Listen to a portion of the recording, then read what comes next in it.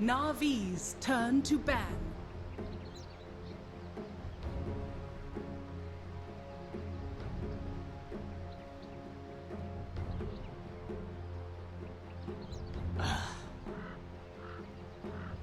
Dire team ban.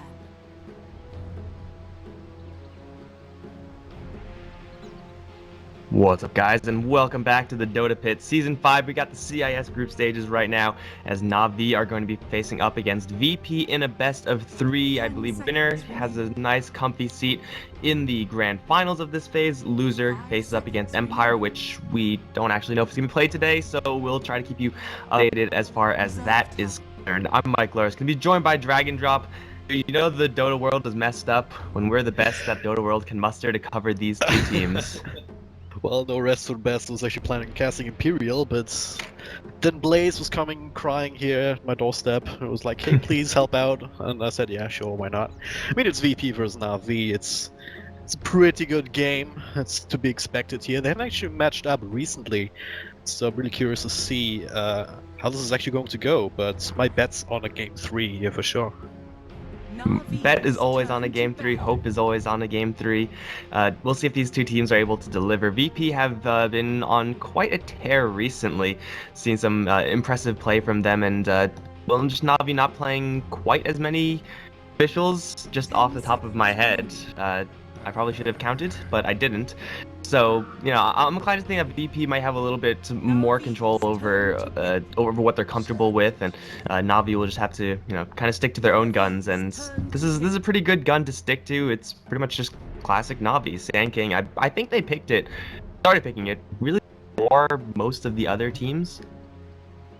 Yeah, pretty much general runs that hero pretty well, generally speaking. And I feel like it can be kind of hard to fit into some lineups, especially if you pick him up first like this, because he's not very flexible when it comes to laning. You kind of have to run in some sort of core position, and ideally up against a melee hero, or just have to duck into the jungle. But if you pick him this early, then VP have a good chance of picking a lane that can deal with him very nicely.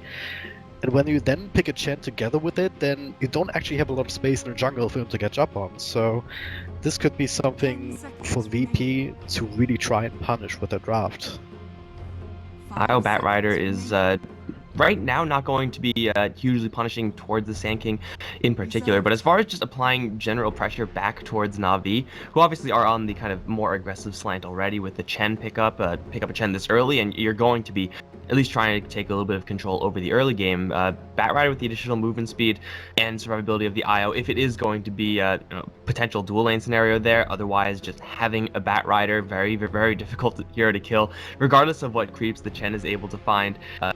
Is going to make Virtus.Pro in a position where they're at least defensible against what Navi have. But I mean, Navi have a Sand King Chen. This is pure aggression as far as your early game is concerned. That is true, right? If they play it right, then you can probably see the tier 1s fall before Virtus.Pro can really react to it, because Batrider and IO, they both need a little bit of time. They want to hit the timing windows a little bit later, normally. But once it happens, you obviously have the really good synergy. Batrider initiating, IO bringing anyone else, anyone that they want to pair it up with, into the fight to get a quick pick off and then go from there. And as you said, someone like a Chen, not necessarily good at counterplaying that. Sand King a little bit better here if he can line up a good burst strike. So no draft win just yet for either team, obviously, since we still have 3 picks to go. But I think okay starts for both of these teams. Just really comes down to what these lane matchups are going to end up looking like here, especially as far as the Sand King is concerned. How easy of a time is it going to be for that Sand King? Most of the time it's okay, and it's always possible, especially with the Chen. Just get level 2, level 3, get your boots and wind laces, and then just leave the lane if it's really that bad. Just go and be that initial setup for a Chen so that he can land his stomps and claps and whatnot later. The backup plans in this game for Navi, as far as killing heroes, is definitely there with Sand King because of this Chen early game enabler. Really, it's hard to lose the early game when you have this Chen, because he just enables so many things for your other heroes, farm space wise, kill wise, just all these alternatives if shit really is going to hit the fan. But we have to see what this IO is going to actually be partnered up with right now. Usually we see the partner in like the first like 2 picks after the IO. Generally it's like OD or something like that, or Drow just like pure defensively. Haven't really seen many of the kind of older school IO combos like Tiny, but always a possibility. Yeah, there's just so many ways that you can go with it. So, I don't actually remember VP playing IO a whole lot. They mostly ban it actually in a lot of their games instead of picking it up. So, yeah, once again, looking to see what they want to do. But anything they pick up, it doesn't really matter in the end, because Ion on itself is a hero that just changes the way that you have to approach the game, just because there's always a global presence of the +2. You can be so much more efficient just farming on one side of the map, pushing one lane out to farm the jungle, while the rest of the team is just setting up somewhere else, and you can always have that +2 once you have to relocate up and running. So for now they're going to go with a Witch Doctor, so that more classic defensive utility synergy there between him and the IO. A lot of heals, a lot of sustain, and if they then pick up some heroes that are good at pushing, then they'll be able to match Navi's aggression in that sense at some point as well. Navi should be looking at least as much as they can. Lots of focus fire, lots of burst damage.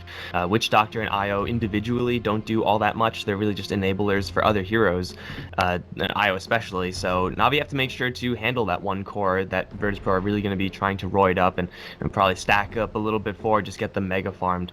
Oracle is an okay start at that. The disarm, especially if you're expecting this type of gameplay from VP, going to be an all-star from Navi, and they have quite a bit of sustain on the Navi side, almost the same as for VP, so it could be kind of a mirror draft right now with very few differences. Weaver is going to be the pick for Navi, and VP have a grand total of Cask in order to really deal with them, and even then, it's not that good, so this Weaver is going to be real difficult to deal with, because Virtus.Pro are looking for cores right now.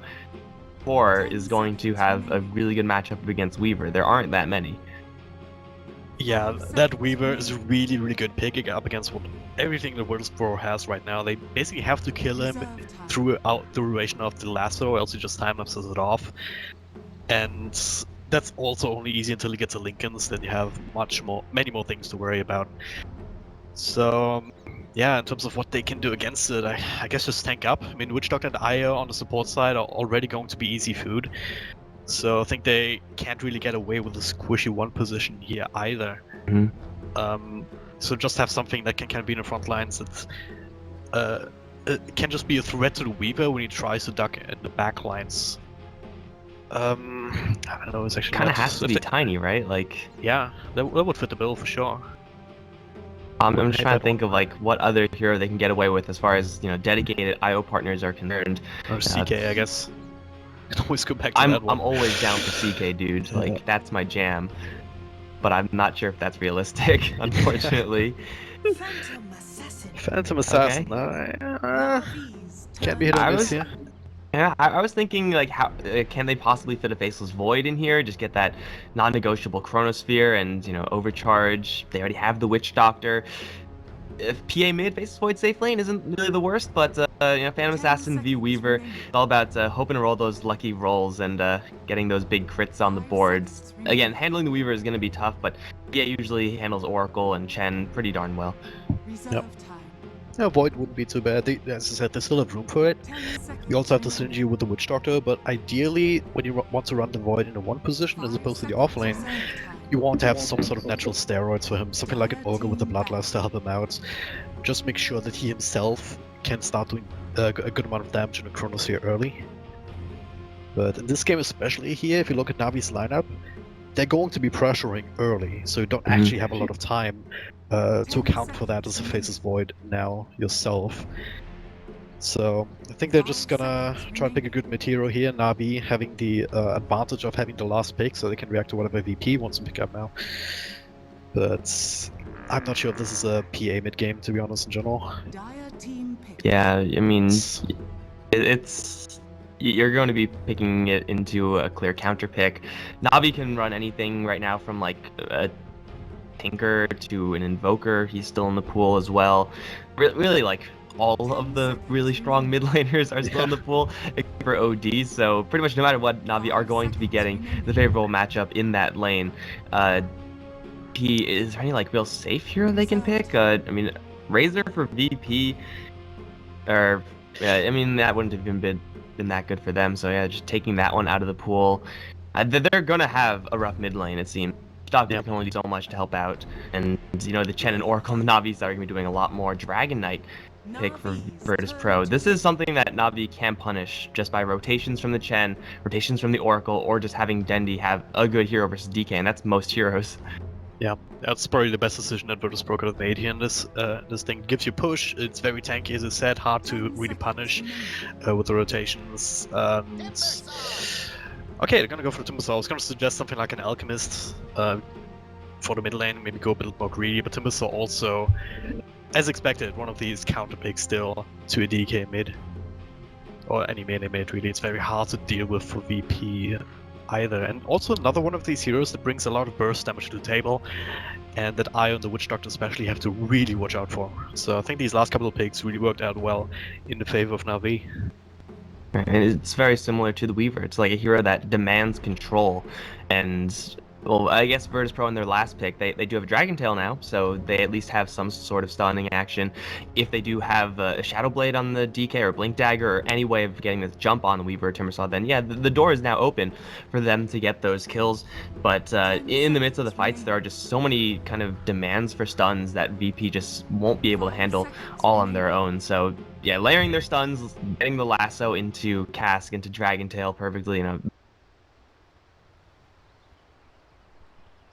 off here for VP, but still I think if they have an okay early stage, they can just snowball so far forward. And why isn't going on? Well, it's pause gaming, kind of standard in Dota. Okay, there we go. Expected, but my like alt button or something was mashed down and I didn't notice, so I was pinging everywhere. that is not helpful. That's the worst. Yeah. But I'm gonna fix up the overlays real fast. We should be good. All right. He's gonna be playing what on the Navi side? Like it's pretty much business as usual for them. We got General heading up towards the top lane. Nico, classic Oracle play for him. Dendi mid Timber, Styles on his trademark. Chen and Ditcheraz on the Weaver. To the side of VP, we've got Pasha on that Bat Rider solo on the Witch Doctor, looking to bounce some Cask around. No one on the Dragon Knight mid. Got Ramses taking the PA up to the top lane, and wait, who's that? Lil? That's Lil. Yeah. Too many lines in that name, but he's playing the IO, helping out wherever he's needed most. And that's another thing, right? IO can, unless there's a lot of pressure up top, with his tanking up against a melee hero, that's something that you can expect, but Witch Doctor should be able to handle it on his own by himself. So that frees up the IO to also help on DK mid, kind of trying to equalize that matchup a little bit, especially early on, where it can still be sort of effective with some right clicks before the reactive armor really starts stacking up. Of course, the IO, when he's not needed for that to give the extra juice towards DK, jungle stacking is, well, going to be pretty good for no one. Just to clear out with Breathe Fire, of course, when you get that splash going. Also a definite possibility for him. Alternatively, just wait and give Pasha, who's probably going to be the recipient of it. In this bottom lane, there is going to be a lot of poking and prodding for the Bat Rider. I don't see him be able to get kills on either the Oracle, definitely not the Weaver, unless the Weaver makes some sort of stupid tower dive action. So, yeah, the Bat Rider is going to have a little bit of difficulty, but that's where the IO comes in, and hopefully for VP's sake, it will enable Pasha to at least get a little bit of farm in the early game without sacrificing this bottom lane entirely. There's definitely potential for Bat Rider to make something happen, but it's going to be more Na'Vi, just not overextending and keeping an eye on these napalm stacks. Also keeping an eye on the Wisp, as you said. As much as he can help out mid, he can also help out down bottom. And he's also already making his way in here. One thing that I don't think he can do though is contest his Chen in the jungle, which is going to be an issue in the long run. Because a Chen with complete free farm, as we mentioned in drafts, can start turning up the push sooner rather than later. And this bottom lane for VP now, it is going to be that IO Bat Rider combo, at least for right now, which is generally pretty dangerous if you have slow immobile safe laners, or at least supports that can't just purge everything off of Origins and get 100% magic immunity with Fate's Edict. This is not really the best time to have an IO Batrider dual lane. Pure magic damage, and with the Firefly Reliance, it's not going to work out very well. Speaking of not working out very well, no one rooted over towards the mid lane with the net. Troll trying to get in the way. Couple more right clicks, not quite enough. And Artstyle takes some tower shots, so they will have to back off. DK, he's just tanky enough to escape that one, and that's a pretty big reason why you put DK in the mid lane, so he can survive those type of end ganks. Some good bottom blocks, unfortunately not good enough. He still let it Fairy Fire to go back to if necessary, so don't think he would have died there. But he's still a fair way away from that bottle. But hey, meanwhile up top, Sanking is just an interesting position. Don't have any detection at the ready to deal with him. But he's also way too scared to move out with like 150 health points. Oh, there it is with the salve. That will actually be cancelled. Yeah. Gonna get him to full. No detection is on the ground right now. Sentries are coming, but it's a little bit too late. He's just a little bit too strong. We usually don't even see Sandstorm picked up until like level 8 or something like that. Something really crazy late into the game. But just getting it as an insurance policy against heroes that can't blindly stun out of it. No Lina here. It's going to be a pretty decent way of just guaranteeing his survival, at least for a little bit, or just forcing out a sentry ward. And this is gold that Solo is gonna have to spend, and he's not really getting that much income in order to buy more detection. So already the Sand King 1 point Sandstorm getting him half a sentry stack worth of value. It's not bad. Yeah, he's also still getting his levels here, which is the most important part. If you compare that to Batrider, he's slightly ahead, but Pasha now being forced out, that'll exacerbate that a little bit. And the levels is all you can really hope for in this kind of position. Oh, random Oracle illusions behind the tower are gonna snipe the Dire Courier, which had no one's bottle. You never really expect that to happen from illusions, but Oracle illusions do have some sick range on them, so the Courier unfortunately not surviving, and now no one is in an even rougher spot. Like, this is already not a great matchup for the DK. He's doing alright so far because he's been able to spam out Breathe Fire, but no more of that. No mana. Well, might mean that I will have to spend a little bit more time there, but meanwhile bottom here, Pasha has a bug on top of him. Fire behind him, looks like it's gonna be a wash with Lil linking up with him. It's one of these dangerous situations, right? With the Tira getting some extra levels, having these bugs available, plus the high levels of the Shikuchi. You can punish overextensions as easily as he can punish yours when you start stacking up too many napalms, sticky napalms. Pasha gonna get hit with the Purifying Flames. Couple of napalm stacks. Get him a little bit of distance. Io is gonna grab the rune, get some fresh bottle charge, and he will rejoin his Batrider. Artstyle unfortunately has not the right creeps, and now, whoa, Batrider going in pretty deep just harassment damage purposes. Lil in the meantime is getting dove by Ditchera off into the side. One more shot should do it. He's gonna try to tether away, but oh, it's not gonna happen. The damage still goes through, and Ditchera will find himself a very, very easy first blood. Zero armor Io up against a Weaver is pretty good times for said Weaver. So Virtus.Pro losing the first blood, and Na'Vi setting their aggressive path off to an okay start as far as farm is concerned on the Weaver. Still, we haven't really seen that much from the Chen though. I feel like he just hasn't really found that many great creeps. Like, he never really won a Wild Wing. Actually, only being level 3.5, it's a bit surprising. But yeah, you're absolutely right. You only want the Wild Wing if you already stacked up some cams that you can then AFK farm for a bit. But he's got that as well as a Centaur, and might find an Io just in a very compromising position as Lil just placed down the wood. So we'll see him pass by, but cannot actually get the angle to intercept. But just by seeing the IO there, Na'Vi can assume that there is an Observer Ward in the area. It's either going to be on the hill where it is right now, or just straight up behind the tier 1 tower. And either way, Artstyle is going to back up and pop a smoke.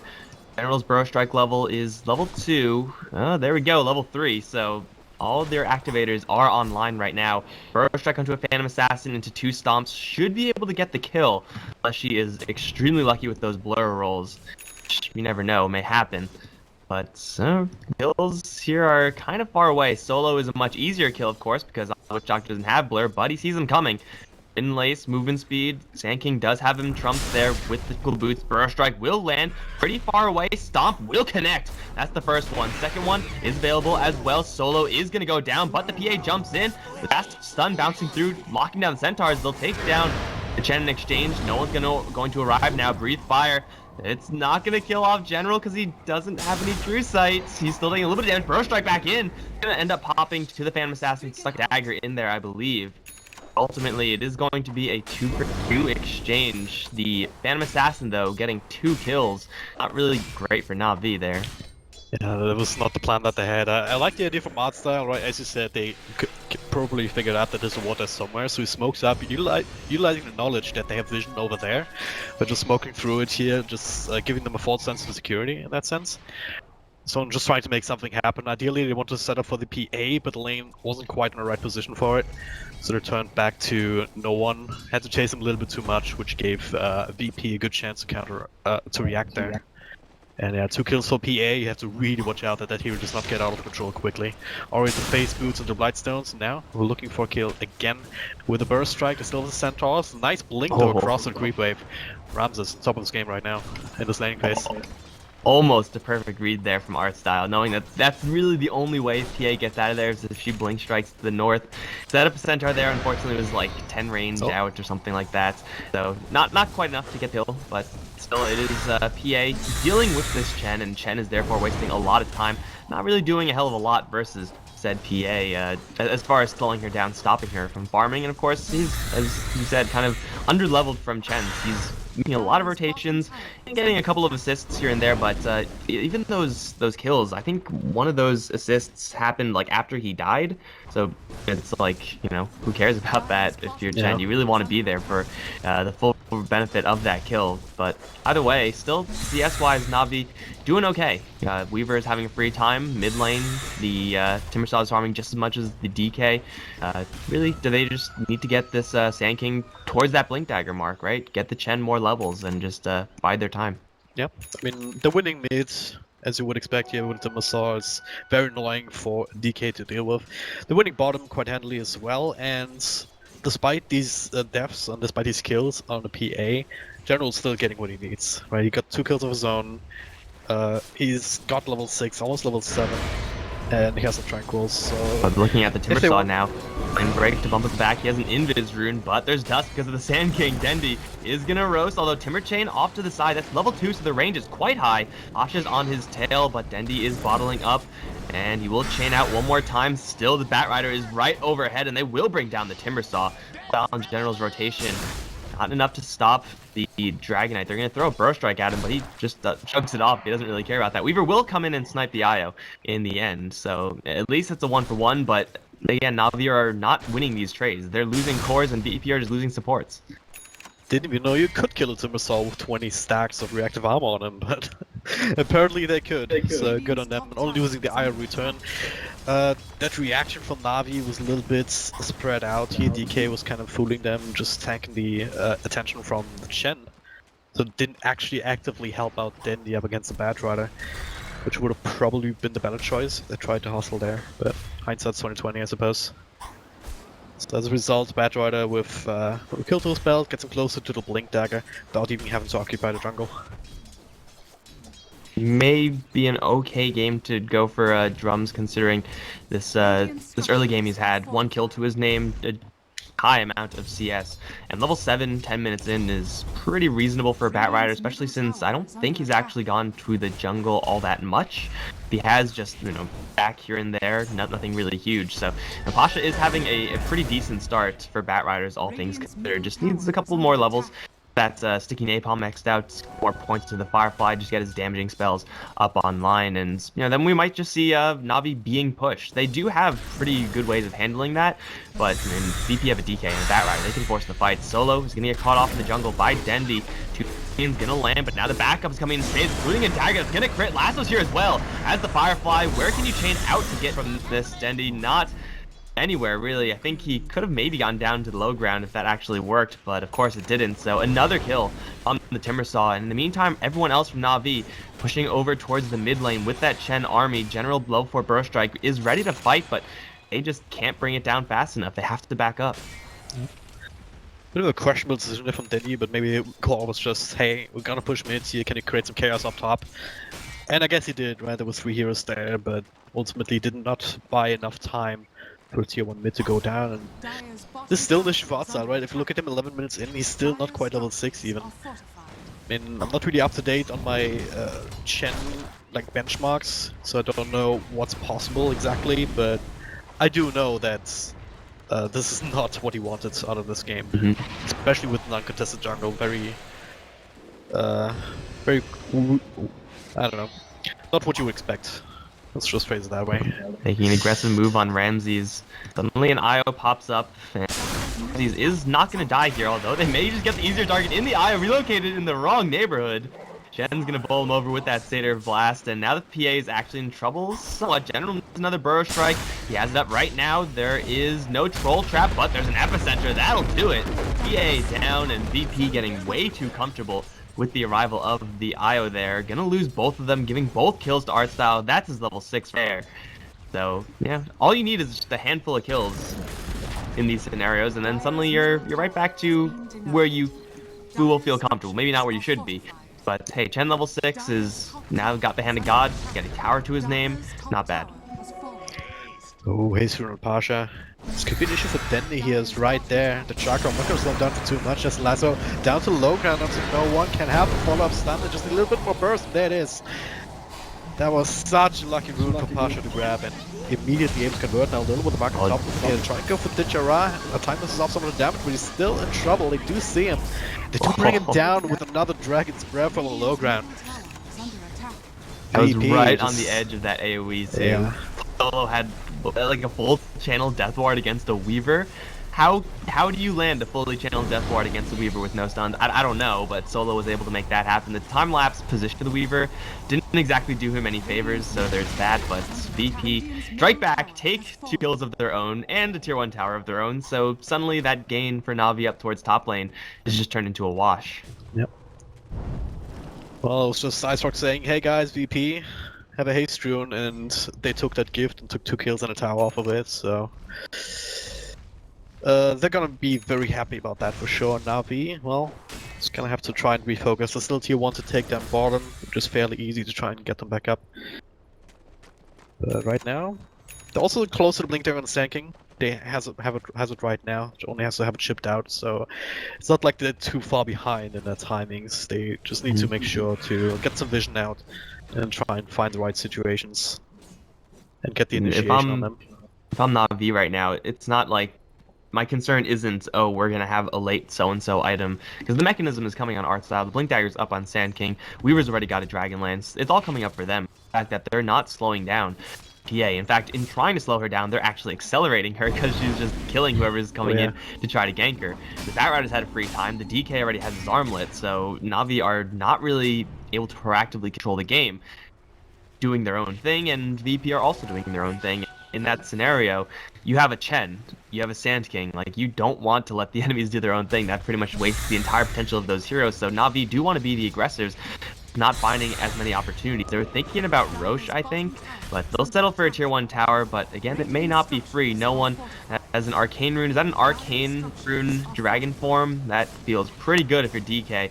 Should be a tower down. Mass TP is coming back in. No one on the front line. There is a relocate to bail him out should he need to. First strike and everything else in the book, yet he's still surviving. Sand King is in the middle of everything. Not doing a hell of a lot of damage right now. Epicenter's finally being channeled. Flame Break doesn't interrupt it anymore, and it will be Epicenter going off. Killing off the DK, killing off the Witch Doctor. They're not to Rams right now. Pasha trying to push them all back with the Firefly, but he runs out of it. Stomp's coming in now as it's right on top of Pasha. They'll grab a triple. Now here comes Lil. I'm not really sure what they're trying to do with this IO. They're going to try to rush down the Chen. We'll get him. Ramses off to the side, is not dead just yet. Lil, though, needs a lot of extra time until his relocate is going to yank it back. Not going to happen. He's going to go down.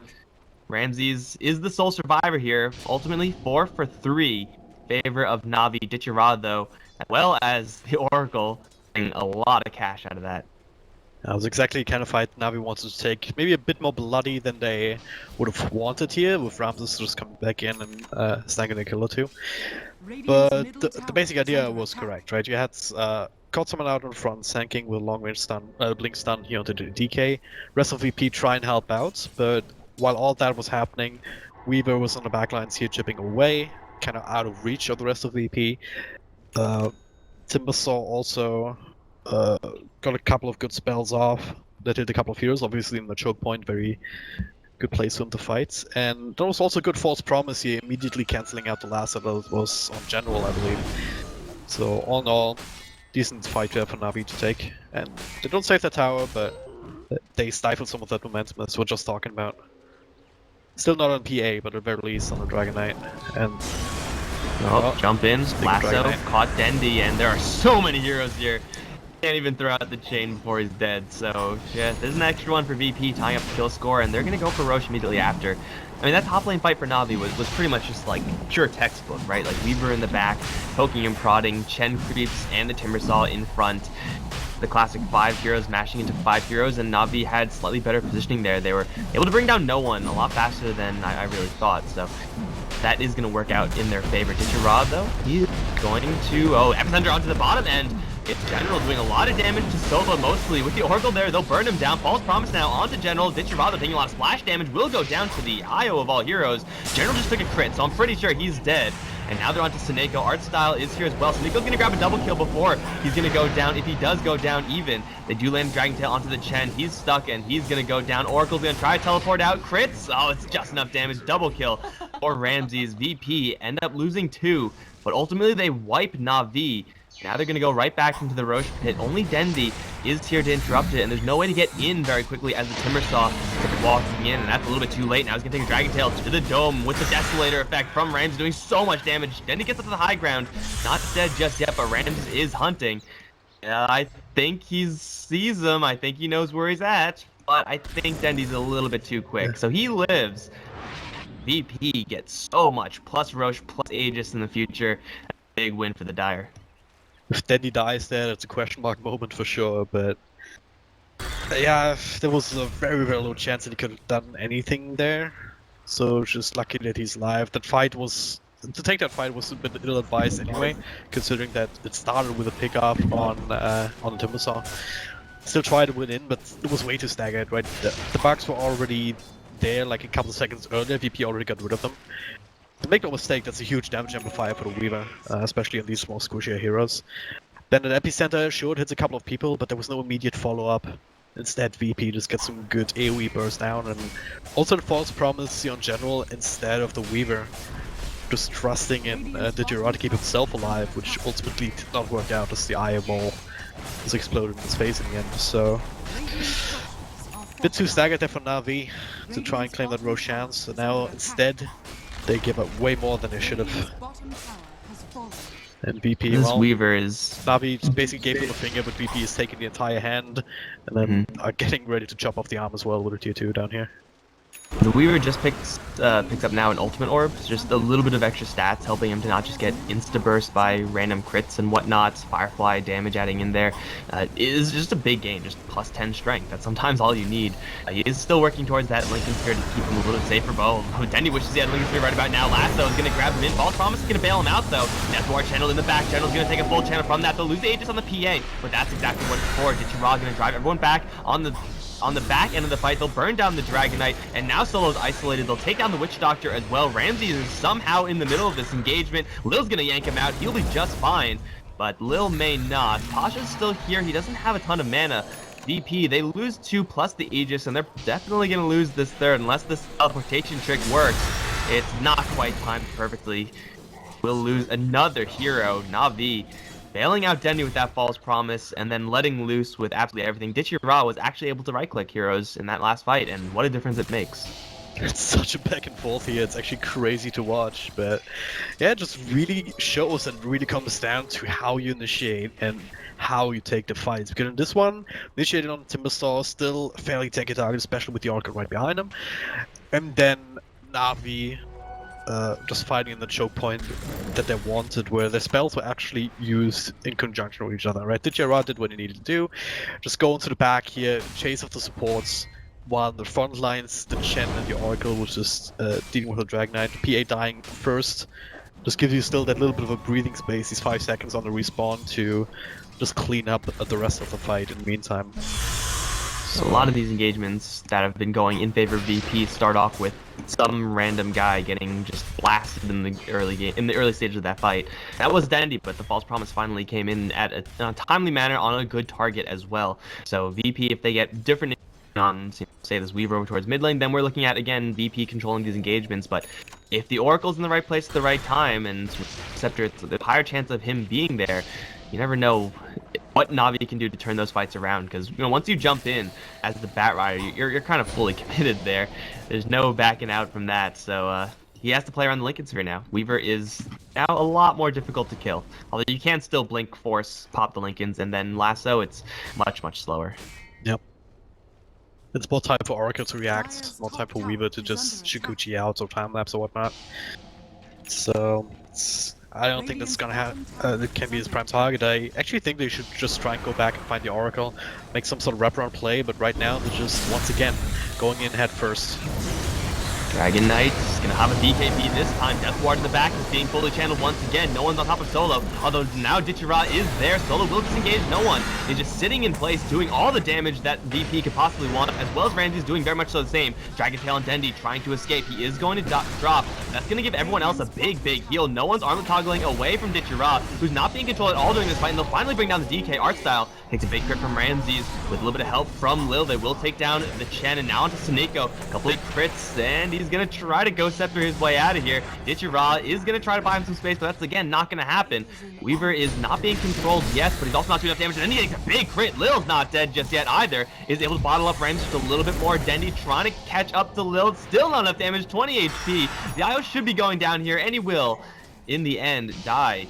But for VP, that is, I think, slightly beneficial trade for them numerically. It's, yeah, 3 for 4. Yeah. Dendi did respawn pretty quickly because of the Bloodstone charges, but the Phantom Assassin is just going off, and Na'Vi just can't deal with her. It was still such a close fight, and just goes to show how even this game is in general. If you look at the graphs, it's been hovering more or less around the 0 line here, around the 1 or 2k, or a couple of thousand at most, for either team here. Meanwhile up top, alright, Solo's dead. Goodbye, friend. But yes, it's a joy to watch, and that entire fight was almost a carbon copy of the last one, except a few things just didn't quite go right. Firstly, Dragon Knight didn't die quickly, actually miscalculated the Purifying Flames a little bit, so he got helped out with, between the armor targets and everything. And the IO also was able to relocate out. He didn't pull anyone else with him, but he was able to just recharge himself, recharge bottle. When he came back in, was able to link up again with PA to just enable Ramses a little bit more. So a few things, just tiny differences in how the fights go, just can change the outcome in favor of one team or the other. And Lil's like return to that fight not only gave Ramses that extra gas to keep fighting, so got the IO a little bit of extra cash. So he's looking at a pretty well-timed mechanism for IOs actually. Like Chen has had his for a long time, but that's Chen. IO kind of rarely even gets mechanism, and now he's gonna have another chance to save again. Not in time though. Relocate a little bit off the mark. They lose the PA to a little bit too much burst. Everyone is here from VP, or at least everyone else. But this IO TP trick, oh, it's actually on cooldown. Tether out? I don't think General's gonna let that happen. No, with the Burrow Strike, they'll lose 2 heroes, and Na'Vi getting a couple of free picks they barely have to work for, and they have a decent enough group of heroes here that I think they can go tier 2s. I'm actually gonna disengage and let the Sand King return to the base, let Dichira hold off the mid lane. Now it's just Ramses way too far forward here. I mean, sure, I can figure, yeah, the IO is behind me, he's gonna save me, but up against a team with this much burst damage, we saw how that turned out, right? It was very close, don't get me wrong, but these are the kind of mistakes that can add up. And in a game like this, you really cannot afford any of those if you can help it. Well, Na'Vi find their pick off. That's something that they are going to struggle to do a little bit more than VP. Sand King is pretty good at initiating, that's for sure, but Bat Rider is a little bit better, mostly because he has that flying vision from that Firefly. So the more often Na'Vi can find those type of openings, the more it's going to favor them in the long run, as vice versa. So they're going to take this opportunity to kind of lock down this top half of the map. Dendi's pushing in mid, everyone else is the jungle under wraps. Raz now chipping out top lane tier 2, and the response from VP is non-existent. Looks like they're gonna just give Na'Vi a free tier 2. It's game of momentum, right? This kind of pickup gives Navi a lot of confidence, gets much closer to the next core items. Like, Digirad sitting at 3k gold, he can go back for Desolator now if he wants to still, or any sort of damage item, which all of a sudden makes it much scarier, just because you can finish off the supports more quickly, then can turn help with cores, which means that the rest of Navi have spent less time looking at Burrow strike. No, Caught no one. He's going to pop the Dragon Form, turn around, Dragon Tail onto the Timber Saw. He's going to get dropped very low. False Promise, though, is going to save him at the tail end of it. We'll be able to back off and get a little bit of juice to return to the fight. General, speaking of, is going to Burrow strike in onto Io. No one's BKB is going to hold, but where is the TA? They need more damage. They finally catch up to the Weaver and bring him down. Art style as well. Caught in the AoE, the Bat Rider is going to fall. They are going to go up towards the north looking for Dendy, but General's going to come in first with the epicenter. Ramsey's going to try to brute force him through, and he will be successful in doing so. Pasha and Ramsey's very weak. Dendy misses the chain, though. He's just going to punch the Phantom Assassin and get the kill, but he will lose his life immediately afterwards. And V, they take a 3-for-5 exchange. They lose the PA for first, and they somehow keep the DK alive, so it's one of those fights somehow, but Navi, their Timber Saw doesn't have enough time to stack up reactive armor. The Weaver just got blasted through the AoE. The clumping there from Navi was pretty bad. I don't even know what's going on anymore, dude. Like, but yeah, huge victory from VP on the back of a couple of things. Like, even though False Promise once again was on point, really liked Pasha's play there. He was biding his time, he wasn't just rushing in, trying to spread the fire away. He was waiting for the right moment to wait for the Weaver to have his Linken's popped, and then comes in with the last, locking him down, making sure that he cannot join in and get more damage into the fight. So that was the thing, was when it turned. And then, yeah, just general, finding a bit of modern Pikachu, just coming back in with a Burst Strike on 2 into the epicenter. Well, this was still fighting under the sentries, so this time around, the Sandstorm did not protect him. And next time, Pasha is going to have that gem. I think he just claimed it from Navi. But he has, more importantly than the gem perhaps, this Yule Scepter. And that means that Pasha is going to have Blink, Yules to pop the Lincoln Sphere effect, Lasso, Force Staff out, with the gem to make sure that the Shikuchi isn't going to get the Weaver out of there in time. So now Pasha can actually, reliably start fights on the Weaver, and that's big game. If they're able to take the Weaver out first thing, I don't see Navi being able to come back from that engagement, even with, you know, a 5-man Timbersaw combo, 5-man epicenter, whatever. It won't be enough right-click damage after their spells, so there is potential there for VP, but for Navi, they just have to make sure to not get caught in this even kind of limited AoE of VP. No one was standing still. I think it was Ice Dragon at the time, flashing onto like 3 heroes. You can't let that happen. You gotta separate a little bit more, and that just to some extent involves taking a fight somewhere else as opposed to the super narrow corridor near the Roche pit. But next fight, it will be Ramses with the double life, so good luck, Navi. So Ramses with double life, no one is about to get his AC, so he's getting more, even more tanky. Phantom Assassin also going for that Abyssal Blade. He's picking up the Vanguard before the Basher even. I don't actually know how long Ramses had that, but anyway, it means he's also quite tanky. And at some point, yeah, you have some burst damage on Timber, but you really need to get it on point, and you really need to make sure that it's enough, and at this point, it might not be here between the Witch Doctor and the Wisp. I mean, Lil has also been on point for the most part here with his links and with his mechanisms and whatnot, just keeping people alive and keeping the fights going.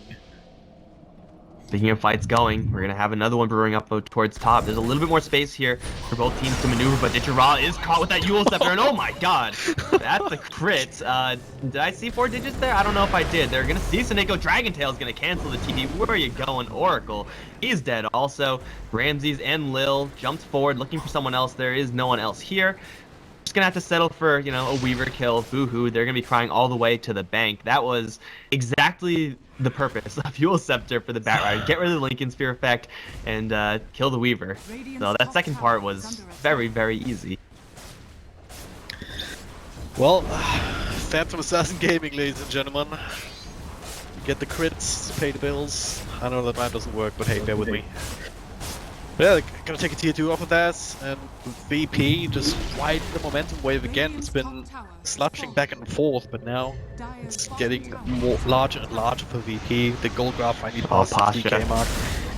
Caught General. The Flame Break is gonna miss. No damage on him, so we will have a Blink Dagger soon up, and so we won't be able to catch for the Sand King, but still tier 2 does drop in favor of P, and more items coming up for them as well.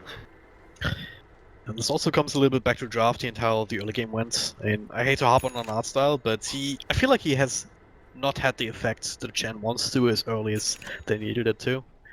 Because as mentioned earlier, right, they allowed VP to get their basic amount of items. And now is a point where Chen actually starts falling off. He's about to get his Agnum Scepter. Once he has that, then that timing window will be extended a little bit. But still holds true, right? Chen is not a late game hero by any means. And it's going to be more burden here going forward. Like, what is he looking for as far as Ancients are concerned? The health is very nice, but it's not like VP don't have enough damage with their heroes. The extra health aura is still not going to be impossible for the Phantom Assassin to overcome. The Frenzy, I think it's called, from the Lizard is pretty good on the Weaver, but only if he's able to survive as well. He's leaning very, very hard on this Lincoln Sphere in order to survive. General's going to get in there with the Burrow Strike. Big dagger to the back, but jump in for Pasha. Not really willing to commit just yet. The scouting run, I suppose, from the Batrider, but they have the siege engine of the DK. Burrow Strike in again, plus disarming the DK. They're going to jump in on Sand King and annihilate him first thing. He does have a buyback, but using it right now is kind of dicey. Chen's being chased down by a big bad dragon. Is going to mechanism the ape himself. Now Dendy's caught in the front lines as well. False Promise is going to bail him out of that lasso, so he will be able to get out. DKB is forced out on no one buyback though on the Sand King. VP take a free tower, lose nothing, gain a buyback, and will back off with everyone successfully. These are not the type of fights that Na'Vi are comfortable taking here unless they get a really good burst strike from General. But VP with the positioning should never let that happen. The issue is right now that Digirad has very little space in the fights. Especially with the gem on the Batrider, they're always going to keep an eye on him, and the Lincoln Sphere is not enough to protect him at this point, and he takes so long to kill people. It's a good hero if you want to just pick up, if you want to take longer fights that are spread out a little bit more, but with these kind of 5-on-5 choke points fights, it's kind of losing its effectiveness as well. And like he's getting damage items. MKB is a great one up against PA, sure, but you want to be able to like 2 or 3 shot support on the other end. Witch Doctor has built up. The IO has a mechanism and a ghost. So Dandy, not like this, not again. Not going to be able to get the extra shell off on himself in time. He will just kill himself instead. But he actually just bought something. Plate mail? Yeah, there's 37 seconds where Dendy does not have a buyback here. Doors are wide open for VP if they have a dragon form, and they do. So that's a huge pick off for them. They lose the Aegis, but I'm also pretty sure they don't care, says it's going to be a 5v4 anyway. Range Raxes for sure will go down, and it should be melee as well. That is just Pasha getting VP yet another pick off. I do think that Pasha has been overperforming in the vast majority of VP's games. Always super solid on Nyx, Batrider, pretty much anything they give him. Yep. Those, okay, maybe a bit of T-Fight, but yeah, without Timbersaw, they definitely lack the damage, and with Timbersaw, they have a hard time just getting control right now. Straight into a Dragon Tail, and immediately the Sand King is down. No one's doing so much damage, and a big crit to kill off the Oracle. That's like one-shot kill. Golden Gun style, Art Style's dead, and can we call that a fight? I don't think you can call that a fight, really. It's a bit of a tilt play, to be honest. It seemed like just going up there to the other high grounds was a very low chance of actually working out. But I probably realized that they have a very low chance of actually continuing properly and actually winning this game.